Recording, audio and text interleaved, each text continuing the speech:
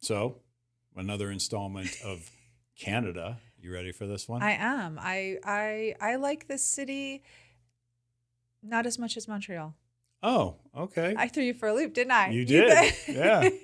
I thought you were really feeling it when we were in Quebec City. Quebec, by the way, I think is how they say it. Not Quebec. I think it's Quebec. Are you bringing the French today? I am. Bienvenues. Let's get cracking on this episode of Skip Town. Check the mic and make sure it sound right, boys. Hey listeners, ever wonder what it would be like to blow up your comfort zone at the tender age of 50? Well, we did just that.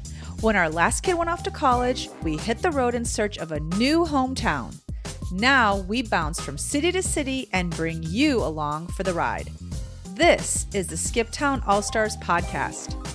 What's up, All-Stars? Welcome back to another episode of Skip Town. We are coming to you from the Podcast Doctor Studios in Orlando, Florida. We have a special friend with us today. He's not a special friend. He's a friend who is beyond special. He's helping us produce this episode. His name is Philip Bird. You may be hearing him occasionally in this episode. He will be the voice of God. Say hi, Phil. What's up, everybody?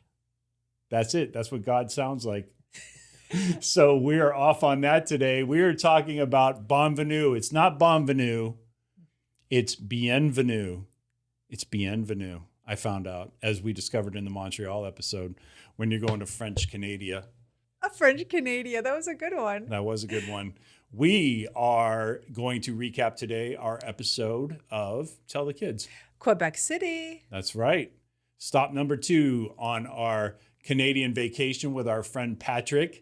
If you were listening in the last episode in Montreal, we piggybacked on his R&R and totally disrupted his flow.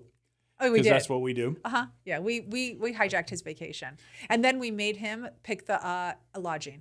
And then we told him to pick the restaurants and and all the things to do. Yeah, we hijacked it 100%. Yeah, and a future Easter egg is we forced him to stay in Lake Placid with us on the way back. So that'll be a future episode that I can't wait to recap. It'll be a fun one. Yeah, Patrick was thinking he was going to be back home, all cozy in his apartment. And no, he was in Lake Placid with us. Yeah. But right now we are talking about Quebec City. So let's have at it.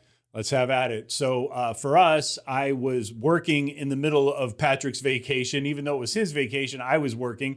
So cut to Patrick climbing into the Subaru with us. And I've got gear on top of my car for a job that required me to carry my own. It required me to carry an iMac everywhere I went. And I won't say what show it is, Married at First Sight, season 17. But they required me to have an iMac, and so we had the cage on top of the car. Let's just cut to the chase. It was a total pain to carry all this stuff. Okay? It was. We couldn't even fit Patrick's little suitcase in the back because of all your stuff. I know. It was my stuff. But we got him in the Subaru, and we drove from northern New York, so upstate New York, to Montreal, and then from Montreal to Quebec City. That's right. How long was the drive from Montreal to Quebec City? Tell everyone, because you were doing the drive. I think it was like 3 hours, 4 maybe, something like that. Okay, here's a word to the wise. When you are in a Subaru Outback, make sure the cabin isn't so loud. So do a road test on the freeway over 65 miles an hour. Yeah. Because as a passenger in the back seat and him and Patrick in the front seat, I could not hear a single conversation. At one point, you said to me, "Right, Denise?" And I said, "I have no idea what you're saying because this cabin is so loud." It's true. You were sleeping most of the way because you couldn't follow the conversation anyway. It was like white noise with a baby. You know how like a mom will turn on a vacuum cleaner and the baby will fall asleep? Yeah, that cabin noise was like white noise. I was out. So it was what was it, 2.5 hour drive, did you say? I think it was about 3, maybe a little over. Yeah. So we left Montreal at relatively like 10 o'clock or something like that and got into Quebec City at 2. Yeah, and you had a nice nap along the way. Suffice it to say, Denise is really experiencing some buyer's remorse over the Subaru Outback. I really don't like it. I don't. The cabin's way too loud. There's not enough compartments inside the car for like all my little stuff. I think of it as a traveler's car, right? That's the whole purpose. They advertise it's for the hiker in you. Well, okay, don't have Don't bring a lot of little things because there are no compartments in the car. And don't plan. I know, but you had that problem with our last few cars. You had that problem with my BMW when I had one. Okay, that car was a joke. What? Okay, the goose? plastic. The goose. You're calling the Okay. goose a joke. Okay, this is a car that retails for about $60,000. Now, he did not pay that because he got it used. It was an i5.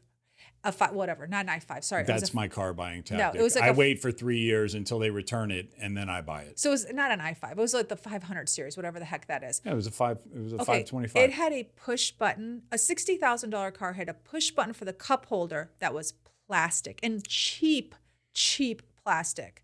So You don't buy a BMW to sip coffee. that is true. Okay, I did. It is made to drive. So That car that had is- stones, Okay, it did. So that is which true. is why I loved it. It was a great car to drive. I just had no place to put my lipstick. You just No place to put my lipstick, and God forbid I had a cup that I needed to put somewhere if that button was sticking. No, Right. I did not like that car. So, and you like Did you ever this- hear somebody say they didn't like a BMW?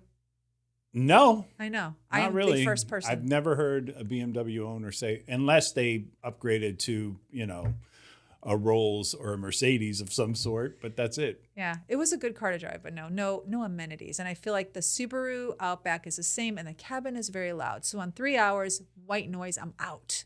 So when we rolled up to I was Quebec well- City, Denise was already surly. I was well rested. You were, but angry. She had nowhere to put her lipstick, and she couldn't hear a single thing we said. So, okay, so we get to Quebec City, Yeah. and we had a little time to kill before we checked into the place that we were going to stay, Yeah. which was an amazing apartment, but there was a lag of a few hours. We went to find a restaurant, and we basically went to, I want to say it's St. Joseph Street, something like that. It's right in the St. Roch, Yes. if you're French, St. Roch, or St. Roch area if you're from America like we are. And so we were staying right in this area. It was kind of like a hub, supposedly trendy, supposedly on the upswing. But what did we find there when we got out of the car? A lot of homeless. Yeah. Lots of homeless. Yeah. So if you look up St. Roch, you'll see that most articles written about it describe it as a revitalized area with galleries and coffee shops and all of that. So basically it was a working class neighborhood that now people are getting pushed out. And you can tell that people are getting pushed out because in most areas where it was working class and people get pushed out, you see it around you with the homeless. That is a trend, certainly in America. And now we did see that for ourselves in Quebec City. So the area is very pretty. Cobblestone streets, yes, coffee shops, little restaurants, very walkable. Yeah. The street you're describing, I believe, is the street that is more set up like your local promenade. So whatever that would be in your area that no cars are able to drive on, that's this street, but cars are able to drive on it. But it has all of those amenities, really cute little stores, locally owned.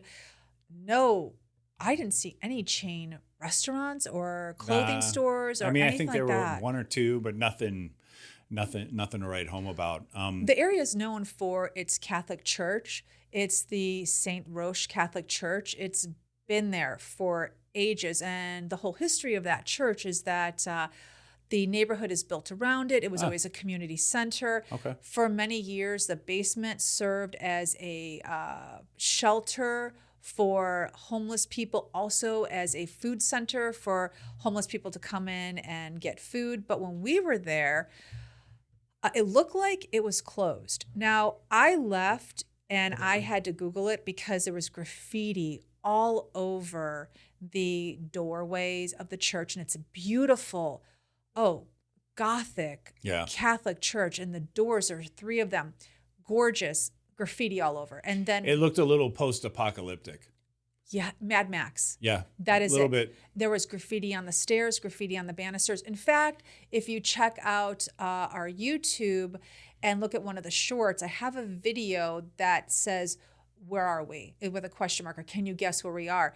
And there's a concert being held in the evening on the steps of the church. It was really cool. With the graffiti as a backdrop, kind of crazy cool. Like you would think it was something out of a high and video production when it was just a local band playing at night. It was it was interesting. And then the homeless people that sleep on those stairs had to be relocated for the evening. They did. There were a lot of people just frequenting their night Yeah, space. holding their sleeping bag, Yeah. like waiting for the concert to be over. I was like, oh, I wish that there was something.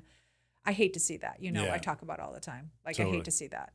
Totally. Okay, so let's, before we get too deep into that, Yeah. let's talk about why Quebec City. Yeah. Quebec City. And it is the capital of that province. It is not the largest city in that province, Montreal is, but it is the oldest one. I believe it's the oldest city in Canada. I believe it because there's no subways. You know that, right? There are no subways. There are no subways. And in 1608, it was discovered by a guy named Jacques Cartier. Oh, look at you. Jack Carter. Jack Carter. And Also known as Jack Carter. yeah. And later on, Samuel de Champlain, I'm like slurring my words trying to get it out of my mouth right now, established the first fort there. It was around 1608. So the city's over 400 years old.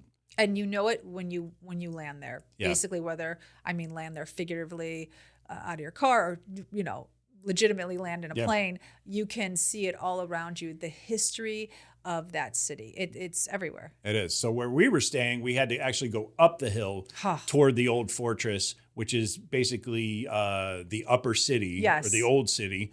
And you could see all the ramparts. You can actually walk it if you want. You're going to be getting your steps in. I mean, it's a sludge getting up that hill. Patrick and I walked it from the ramparts. You came down though. Okay, we did. You didn't go up. Okay, we didn't technically. Okay. It's still 75,000 steps, okay? Okay. However you, up or down, it's 75,000 steps, okay? I just feel like down might be easier. That's all I'm saying. Okay, it is a tad bit easier. It's still a long walk. It was a long walk. And to go back to, there is not a subway, but their major form, do you know what their major form of transportation is? Cars, I guess. I don't know. Walking. Oh, okay. Makes sense. Wow. So if you want to go to the Upper City, you don't have to walk, but many people do. Yes, they have buses, Okay. but wherever you look, everyone is walking. And things to do in Quebec City, walk. That's what every tourist website says. Walk. It's a walkable city. Yeah. Okay, so we were staying in the St. Roch area, which is kind of like your Santa Monica 3rd Street Promenade. It was a little touristy, but there are many, many locals there as well. Why don't you paint the picture, though, if you go up the hill, what the Upper City is like? It's beautiful.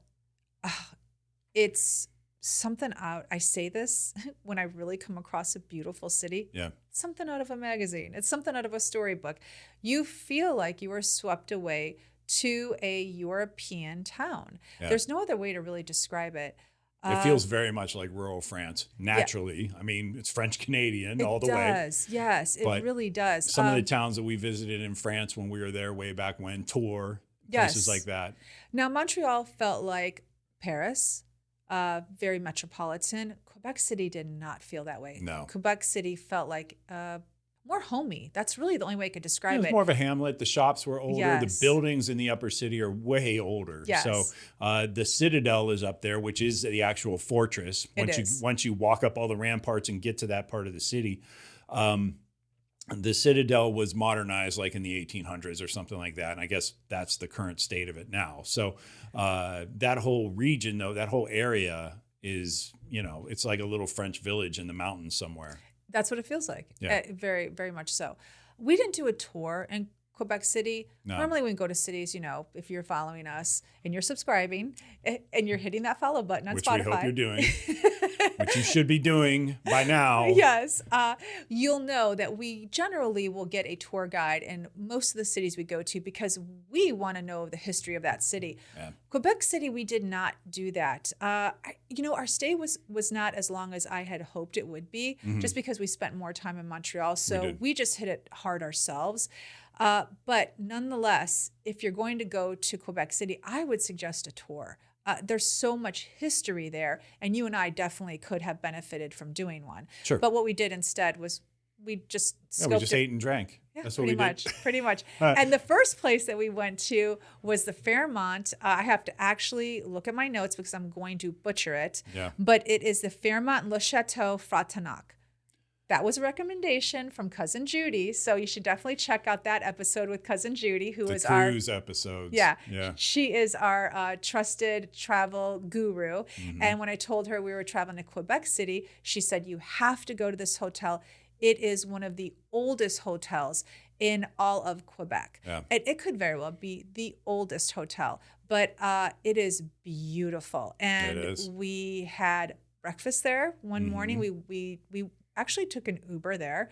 And then we Because also... we did not walk up the hill. We did not walk up the hill. And then we also had, we had drinks there. Patrick and I had drinks and appetizers one night, which I also have been sharing on my Instagram while we were there. And I just made a YouTube short about it. So if you want to check that out as well, you'll see some inside footage of the Fairmont. It was really, it's quite spectacular. It's one of those places you have to visit if you're in Quebec City. You don't have to convince me. I mean, it was nice that it was one of the oldest places and one of the nicest places. It's the most photographed hotel in the world, by the way.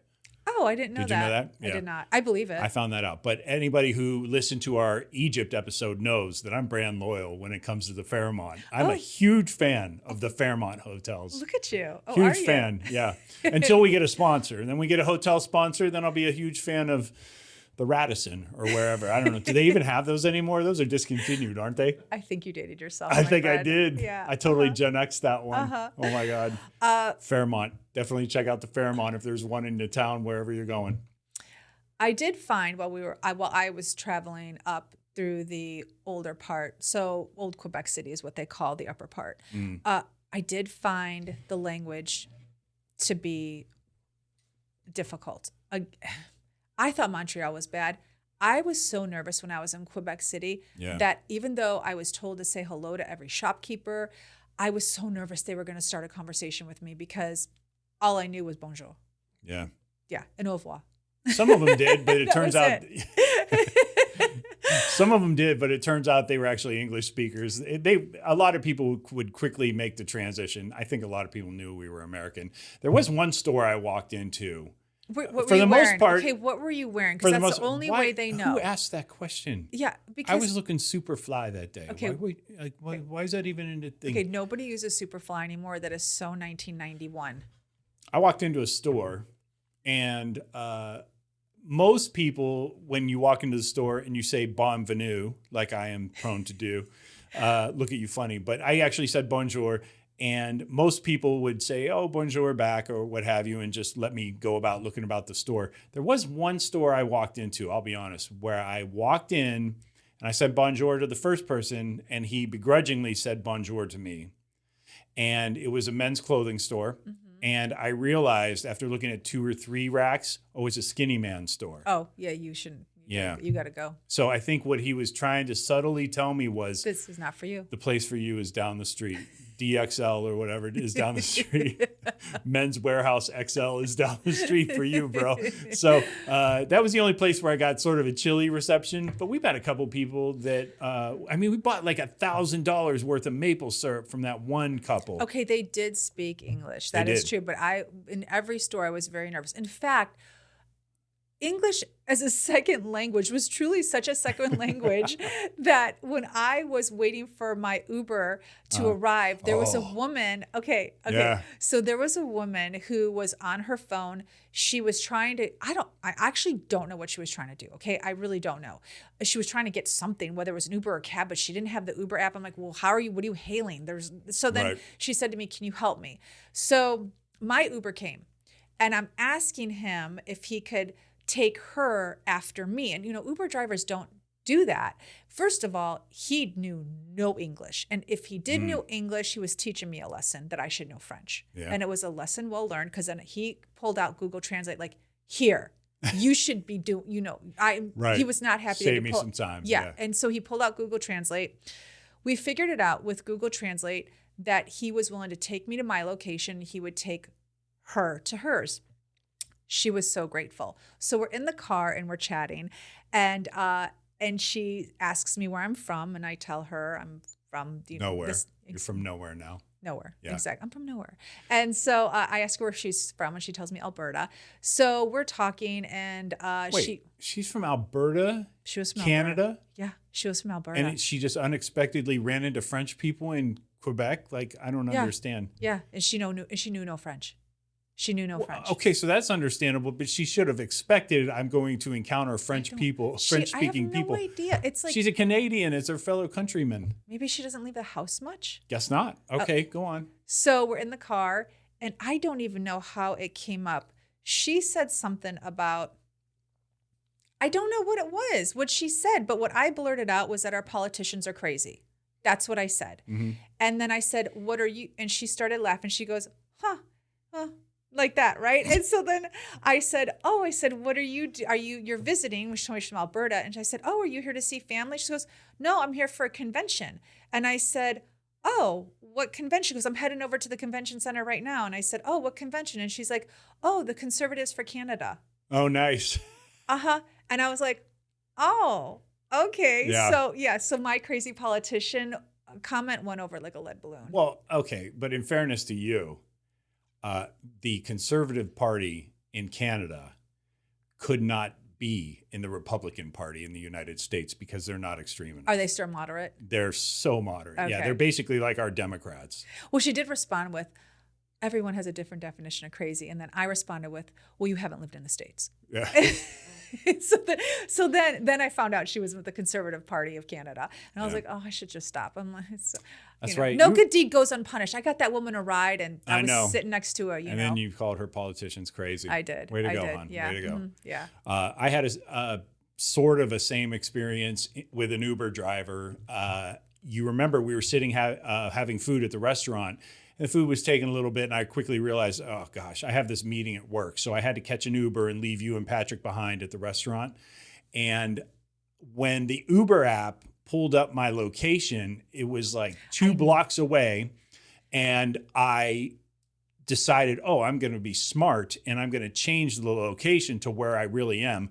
Not remembering that we were on a walking promenade, and there's no way he could get his car in front of the restaurant because it's all closed off. No, I think though what I thought was that promenade was just a one way. I think that's what it was, because those promenade had cars going down them In spots, but not where we were. Oh, okay. And so he was, yelling at me in French, basically through the Uber app. Idiot. You can't go there. I can't go there. Come around. So then I had to send him a picture of the sign where I was standing and everything. And so I get in the car, and I could tell he's perturbed with me, right? And his name was Guy, or Guy, I think you say it in French. And so I go, Guy, and I'm super excited to see him. And he gave me a really icy reception. And I sat down, and he took me to where I was going. Cut to 2 nights later, Patrick and I, it was the one night where I could actually go out all night and hang out with Patrick and have fun. No work, no nothing. Patrick and I go to an Irish pub way up near the fortress and all this other stuff. Really, an Irish pub in Quebec City? Seriously? It was the only thing that was open at that hour. So that's where we went. We got drinks there. So we go to catch an Uber to come back. And guess who our driver was? Was it Guy? It was Guy. And so I screamed, I see him come up on my Uber, and I'm like, and I'm so excited. When Patrick and I got in the car, Was he excited to see you? Was Guy excited to see you? But I gave him the same greeting, and he gave me the same greeting. I said, Guy. And he's like, get in. I did tip him well for chasing me around the promenade that one day. So he knew he was going to get tipped at least. Okay. So that part was good. But anyway, the Uber drivers, that is a good travel tip. Your restaurateur or your waitress or somebody may speak English in Quebec City. Your Uber driver almost definitely will not. So get out that Google Translate. Mm-hmm. I'm glad you remembered that. Yeah. That made me think of Guy. I'm happy now. I'm sure Guy's doing just fine. Guy's doing great. Yeah. Yeah. I'm the one that has a problem. Uh-huh. Okay, moving on. So I did find that Quebec City, we did not have a good food run. I found that the food was just meh. How did you feel? Oh, I think I had a couple good meals there. Did you? Okay, I did find, so there was this, I don't know. I was in Quebec City, so I'm looking for beef bourguignon. I've got the whole Paris thing going. It's hot as can be. It's 95 degrees. You want French onion soup? And I want French onion soup and beef bourguignon. So I'm searching everywhere for beef bourguignon. One restaurant. And it's in a part of town that's like, I think it was north of our apartment, walking distance. I took an Uber, had Patrick meet me over there. It was really good. It was so good that the next day I went back for brunch because I was so scared of trying something different. Oh my gosh, that's very not Skip Town of you. It is so not Skip Town, but I had such bad meals in Montreal. I was like, I'm not going to risk this one. That's true. We did have a bad run if you listened to the Montreal episode. I landed a 5-star. This guy knew no English, but I could point to the menu. And I even took a picture of the menu and I posted it on my story on Instagram and I said, what to order when everything is in French. The menu was in French. And so, of course, I started getting all these DMs from people who knew the language and was like, oh, get this, get that. But I knew how to spell beef bourguignon, so I could point. So I pointed. Okay. And then, again, the next day went back for brunch. Do you remember I brought you all that food from brunch? Yeah, it was delicious. Yeah. So what had happened was I went to the same restaurant the next day, and I had brunch with Patrick, and James had to work. So I wanted to bring him back some food. So the chef was also the maitre d', and he was the waiter. He was also the waiter. He did everything. I asked him if I could take brunch to go. It is a big no-no to ask a very good restaurant to take food to go. Because their whole thought, I mean, I'm guessing, because he started arguing. I could tell he was arguing with the owner because the owner, I think, was saying. Yeah, he's like, this isn't Pizza Hut. Yes, exactly. The owner is saying, let her take whatever she wants. Because I said, oh, my husband, I did the Google Translate. I said, I did the phone. Like my husband's at the hotel. You praised them for the food. Yes. To try and con them into sending some home for me. Yeah, I'll pay for the brunch. And I did. I paid for another brunch. And I said, let me just take to go. The owner is saying, yes, yes, yes. And the chef he did the whole hands up in the air thing. Yeah, he did the whole hand. Like I'm not McDonald's. I'm not Pizza Hut. Reluctantly put it in all the things, all the containers that they had to get for me. How was it? It was delicious. Do you know how much attitude really I got for that? I'm sure you got a lot of attitude. You're dealing with French Canadians. Was it worth it? It was, for me, it was worth it. I didn't have to do anything. You brought it home to me. Yeah. Oh, but I'm asking, was it, okay, so it was good. For me, it was worth it. The food was really good. Okay, so it was worth me doing it. Okay. Absolutely. Yeah. Okay, tip in Canada, if you're at a good restaurant, in Quebec City, if you're at a good restaurant, do not ask them to take an order to go. They will look at you side-eye, and then they'll start talking about you in French, and you have no idea what they're saying. They did give you about 30 odd-shaped small containers to get everything home. He did say to me, they're not a to-go place, so they had to find stuff. Yeah. Some of it was in Tupperware. Yeah, some of it was in Tupperware. Yeah. So, but we actually had another good location that we went. That bar/pizza place, Bira Basta. Oh, okay. What area was that? You were there twice. Was that was like the last night. We took a photo there, and all. Yeah, that was in Saint Roch. Yeah. And I that had place was there good. one time, and then we did have pizza. Well, we ate there with Patrick the one night, Yeah. Our last night in town. That was decent. That place was great. Yeah. I thought it was a vibrant crowd, a lot of fun inside, very robust environment. It was fun. I had a good time there at that place. Yeah, I did too. It was legit. Drinks were great. I don't know. I just think Italian food in Quebec City might be a little harder to do than French food in Quebec City. Naturally, yeah. So I was sticking with straight up French food. That was my guess. I wasn't doing Irish pubs. I wasn't scoping out Italian restaurants. But yeah, the pizza was fine. I did find the people of Quebec City to be different than the people of Montreal. Yeah. 3 hours away, completely different vibe. Yeah. No different than Los Angeles to San Diego. 2.5 hours away, completely different vibe, True. Both cities. So you can probably say that of wherever you are, like Austin to San Antonio, or, what it would be, Chicago to Milwaukee. I have my take on the people of Quebec City. What was yours when we arrived?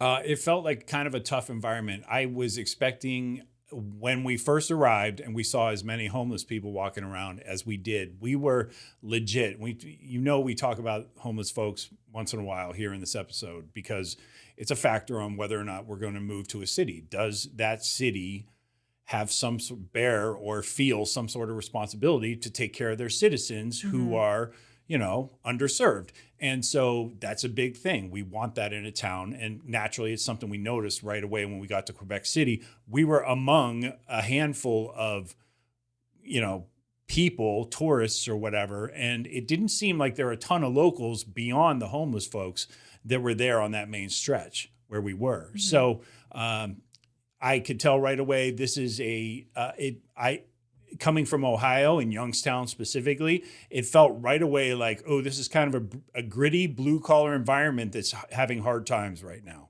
And I don't think that's entirely true. I do think there's a little bit of a cosmopolis going on there, and the old town is obviously for tourism or what have you. I dug into the stats a little bit and found out, first off, it is the capital of that province. But that province, out of all the ones in Canada, is the most heavily taxed. So, inflation has spiked there. Homelessness is a problem because they're actually having a housing crisis right now. And it felt in their small scale, so it's only 500,000 people in Quebec City. Oh, it's really small. It is, compared to a lot of American cities that are undergoing the same problems. But it seemed like an inordinate amount of homeless people in that area. And it turns out of that whole section of the country, Montreal is number one, but the homelessness population has doubled since 2018 in Quebec province. So, and then obviously Quebec City being the second largest city in that province has the second most. So you went from 5,000 homeless people in that province to 10,000. And then I think a lot of it has to do with the fact that real estate prices have spiked. The one anomaly that you can find there versus other cities with a huge homelessness problem is there's a drug problem there, sure. It's not to the level that rises to a lot of American cities. And believe it or not, Quebec City is 41% safer than the national average in Canada. So you can walk around at night, as we were doing. Yes. Everywhere. Like, we walked everywhere. Mm-hmm. And it wasn't like, we thought about it, of course. We're strangers in a strange land. Like, you tend to survey your surroundings or whatever. But looking back on it, think about it. We were walking around at night. We didn't even give it a second thought. No, because everyone else was walking around at night. Yeah. So they're not giving it a second thought. No, when you see, not at all. When you see locals, and you could tell locals from tourists, I mean, they could tell us totally from themselves. And you see locals walking around, you do feel a sense of, I can do this too. Yeah. I generally, when I travel, I just try to follow what, the local people are doing. And I did that in Quebec City. So yeah, you're right. We did stay out, later than we would in some cities. And we did do a lot of walking after hours, and I didn't feel unsafe. You know what? Nobody came up and asked for money. They weren't aggressive like in some of the cities we've been to in the States where they're very aggressive. It's so unfortunate because the aggressiveness comes from so many different things. Mm-hmm. And I don't know. It was definitely a bummer, to say the least, to open up the car door and see so many people with their sleeping bags. Yeah.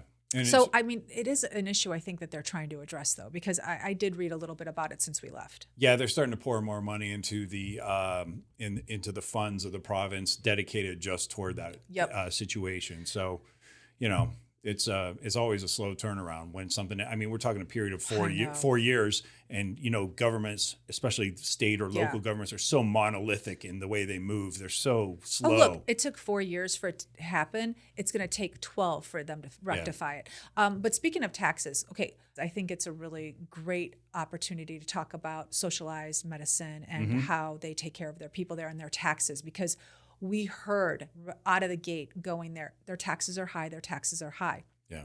And they are. So when you go to a restaurant, the way it's broken down is when you get your receipt, you'll see 2 different taxes. And I had to ask the waitress about it. And then I actually talked to a local and asked even more information about the tax structure and how it all works into play when you live there. Yeah. So when you eat, let's say you get a $50 meal. Okay, your bill is $50. There's 2 taxes on your receipt that you will see. There is a country run tax, which is 5%. Then there is a secondary tax for your province. Now that tax can shift from province to province. So we were in Quebec, it was, I believe, 9%. So our tax on our food was 14%, which is very high when you think about it. I know there are some cities that have a city tax of almost like Chicago, I think is at 12% their city tax. That's really, really high. And I could be wrong on that number. It could have gone down.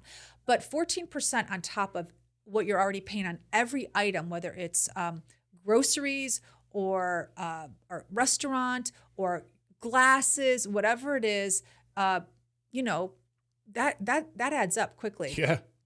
And their prices aren't cheap. So their food isn't any cheaper. Their restaurants aren't any less expensive than the States.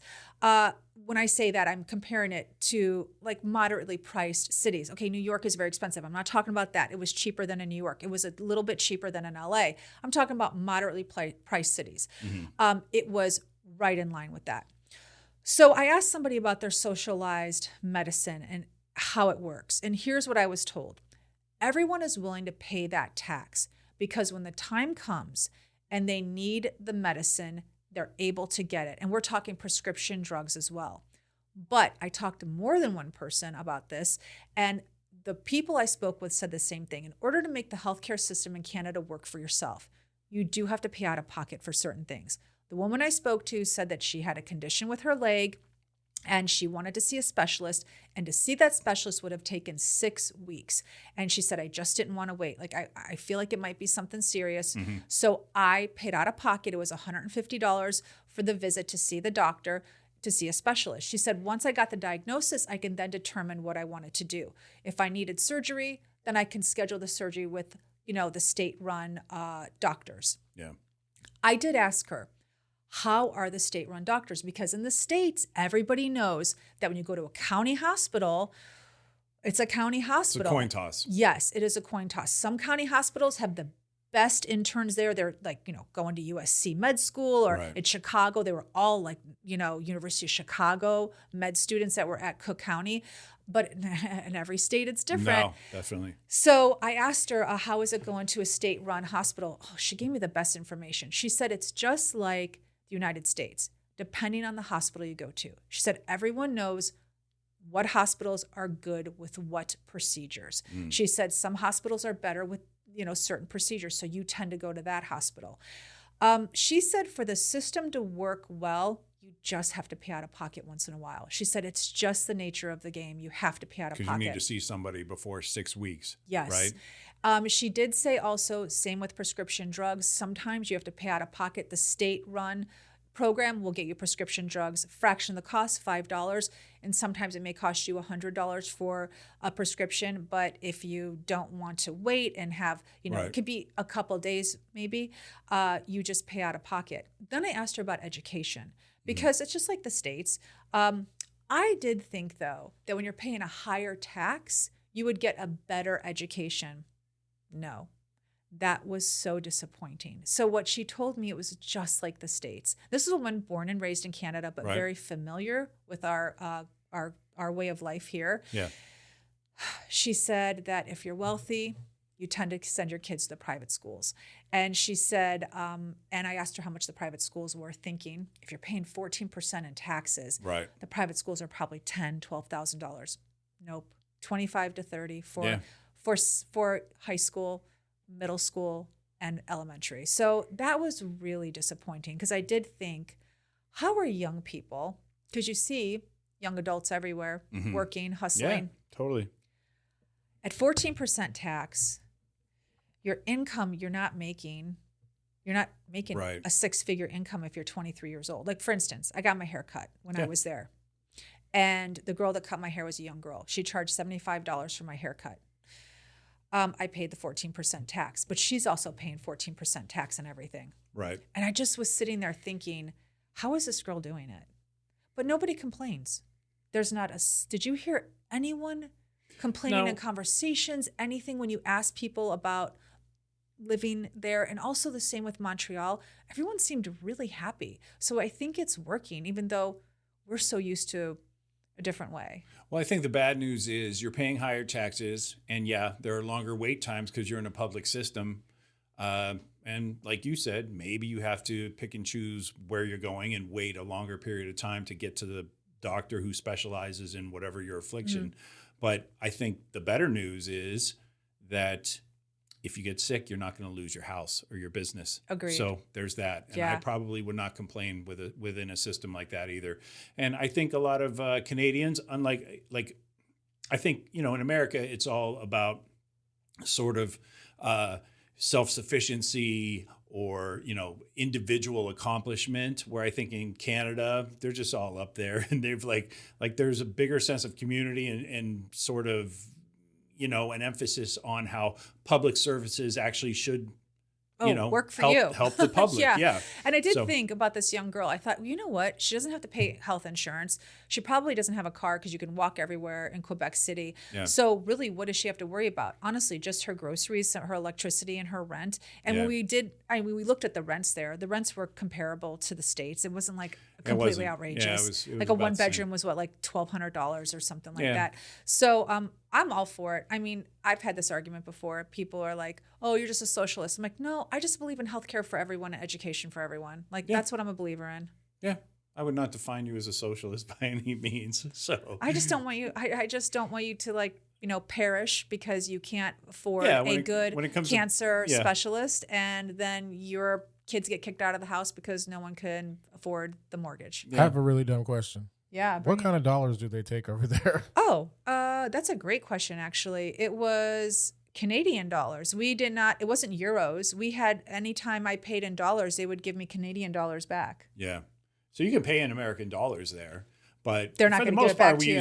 For the most part, we use our credit cards or whatever, and then there would be some sort of exchange fee on top of that. I wonder, what is the Canadian dollar called? Is it just the Canadian dollar? Yeah, it's Canadian dollar. I mean, there's not a name to it because it wasn't the euro. It's dollar. Yeah. So I would pay with American dollars, Phil, and then they would give me Canadian cash back. Yeah. And the Canadian dollar was actually, at the time, our dollar rate was not good.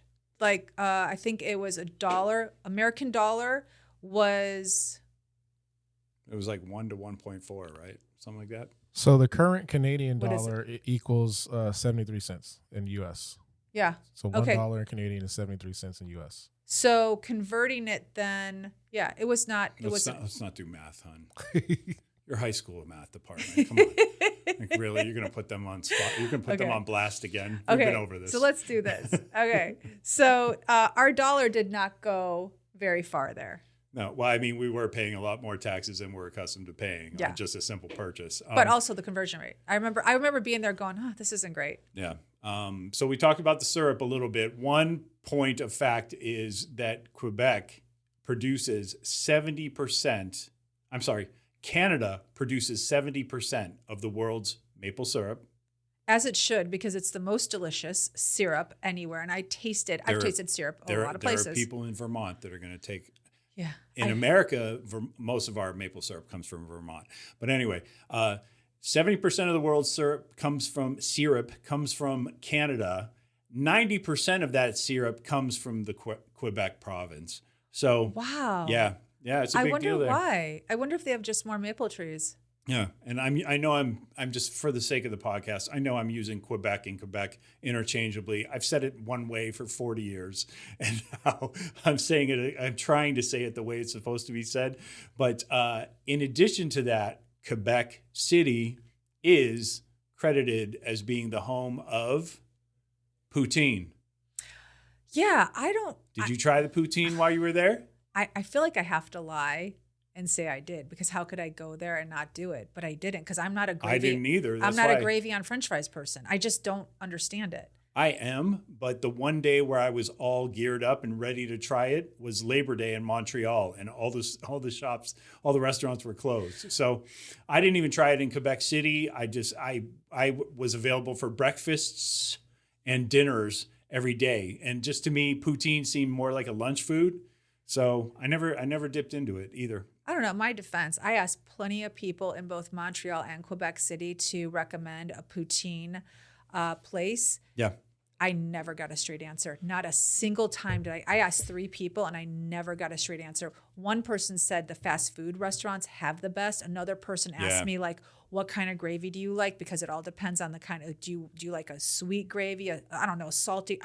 It was too many questions. There's too many gravy questions. I was like, just tell me, how hard is this? If you ask me for a good burger place in the States, I will tell you where to go. How is it so hard to tell me to go to where to find poutine? So I just said, forget it. I wasn't that invested in it to like sort through all the like disclaimers about this poutine place, or I couldn't get a straight answer. Well, basically. hopefully we have some listeners who can actually recommend a good place for us when we go back to Montreal next summer, even though it's not Quebec City where it was originated. But I didn't try it either. I feel like we should list the ingredients for the listeners. Oh. And that is French fries or fried potato, it's French fries, right? It's French fries. French fries with gravy and cheese curds.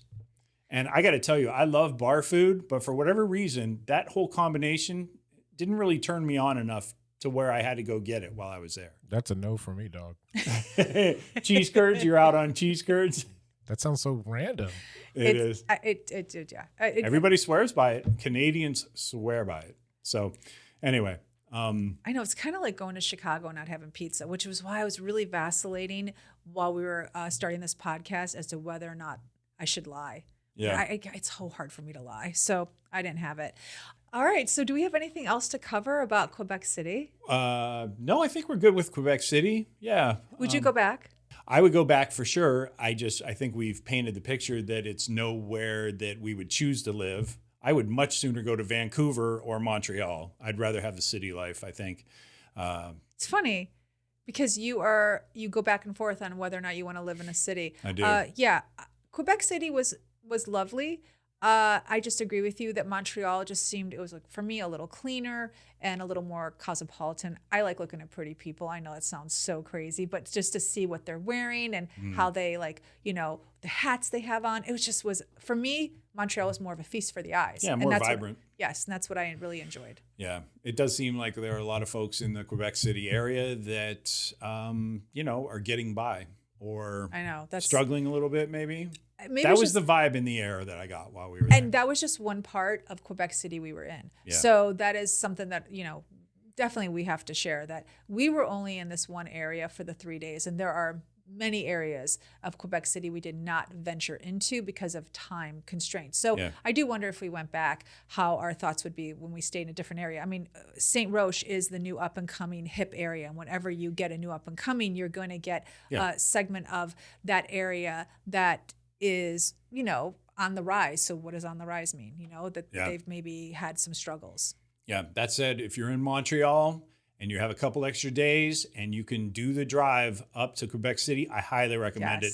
Seeing the fortress, seeing the old city is it's spectacular. It really is. It's worth the price of admission. Agreed. Okay, so that's going to do it for this week. Special thanks to Phil, who joined us today. We love your questions and your interaction, Phil. Adds a new dimension to the show. Looking forward to more of that in the future. Oh, yeah, it's fun. Nothing to say, Phil? I'm thinking of American poutine. I'm sorry, this has been on my mind this whole time. I need KFC gravy, McDonald's French fries, and Culver's cheese curds. That is probably the ultimate American poutine. All right. I'll leave you with that. That is a great way to leave the show. Absolutely. So why don't you mix all those together and report back next week on how that turned out for you. Got it. All right, so that's going to do it for this episode. Thank you for joining us. As always, please like, comment, subscribe. We really appreciate it. It helps out the show a tremendous amount. We will see you guys next week. Take them out. Empty nest, full tank.